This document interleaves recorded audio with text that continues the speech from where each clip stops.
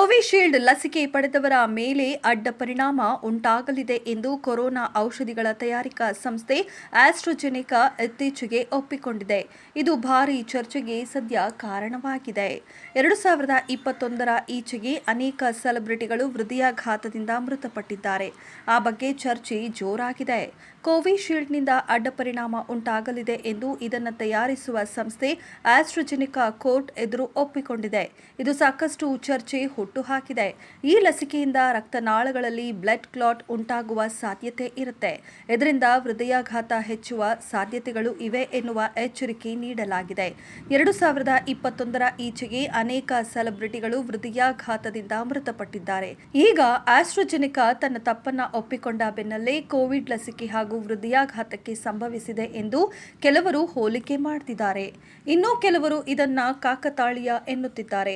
ಪುನೀತ್ ರಾಜ್ಕುಮಾರ್ ಅವರು 2021ರ April 7ರಂದು Covid ಲಸಿಕೆ ಪಡೆದಿದ್ರು. ಇದಾದ ಕೆಲವೇ ತಿಂಗಳಲ್ಲಿ ಅವರು ಹೃದಯಾಘಾತದಿಂದ ಮೃತಪಟ್ಟರು. ಕೋವಿಶೀಲ್ಡ್ ತೆಗೆದುಕೊಳ್ಳಬೇಡಿ, 45 ವರ್ಷ ಮೇಲ್ಪಟ್ಟವರಿಗೆ ಒಳ್ಳೆಯದಲ್ಲ ಎಂದು ಅಭಿಮಾನಿ ಓರ್ವ ಕಮೆಂಟ್ ಮಾಡಿದ್ದ. ಈ ಕಮೆಂಟ್ ಈಗ ಭಾರಿ ವೈರಲ್ ಆಗ್ತಿದೆ. ಬಿಗ್ ಬಾಸ್ ಹಿಂದಿ ಸೀಸನ್ 13ರ ವಿನ್ನರ್ ಸಿದ್ಧಾರ್ಥ್ ಶುಕ್ಲಾ 2021ರ ಸೆಪ್ಟೆಂಬರ್ 2ರಂದು ನಿಧನ ಹೊಂದಿದ್ರು. ಪುನೀತ್ ನಿಧನದ ಕೆಲವೇ ವಾರಗಳ ಮೊದಲು ಇವರು ಮೃತಪಟ್ಟಿದ್ದರು. ಅವರಿಗೆ ಹೃದಯಾಘಾತ ಆಗಿತ್ತು. ಅವರು ಪಡೆದ ಕೋವಿಡ್ ಲಸಿಕೆ ಸಾವಿಗೆ ಕಾರಣ ಎಂದು ಅಂದು ಕೆಲವರು ಆರೋಪಿಸಿದರು.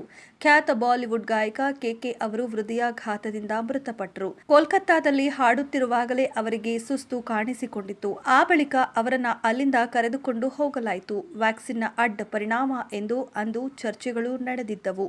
ಕಾಮಿಡಿಯನ್ ಹಾಗೂ ರಾಜಕಾರಣಿ ರಾಜು ಶ್ರೀವಾತ್ಸವ ಅವರು 2023ರಲ್ಲಿ ಹೃದಯಾಘಾತದಿಂದ ಮೃತಪಟ್ಟಿದ್ರು. ಈಗ ಕೋವಿಶೀಲ್ಡ್ ತಪ್ಪೊಪ್ಪಿಕೊಂಡ ಬಳಿಕ ಅನೇಕರು ಅವರ ಸಾವನ್ನ ಕೊರೋನಾ ಲಸಿಕೆ ಜೊತೆ ಲಿಂಕ್ ಮಾಡ್ತಿದ್ದಾರೆ. ಇನ್ನು ಲಸಿಕೆಯಿಂದ ಅಪರೂಪದ ಪ್ರಕರಣಗಳಲ್ಲಿ ಅಡ್ಡ ಪರಿಣಾಮ ಉಂಟಾಗಬಹುದು ಎಂದು ಸಂಸ್ಥೆ ಹೇಳಿದೆ. ಥ್ರಂಬೋಸೈಟೋಪೇನಿಯಾ ಸಿಂಡ್ರೋಮ್ ಕಾಣಿಸಿಕೊಳ್ಳುತ್ತದೆ ಎಂದು ಸಂಸ್ಥೆ ಹೇಳಿದೆ. ಈ ಸಿಂಡ್ರೋಮ್ ಕಾಣಿಸಿಕೊಂಡ್ರೆ ದೇಹದಲ್ಲಿ ರಕ್ತದ ಹೆಪ್ಪುಗಟ್ಟುವಿಕೆಯನ್ನ ಉಂಟು ಮಾಡುತ್ತೆ. ರಕ್ತದ ಹೆಪ್ಪುಗಟ್ಟುವಿಕೆಯಿಂದಾಗಿ ಪಾರ್ಶ್ವವಾಯು, ಹೃದಯ ಸ್ತಂಭನ ಸಾಧ್ಯತೆ ಹೆಚ್ಚಾಗಿ ಇರುತ್ತೆ.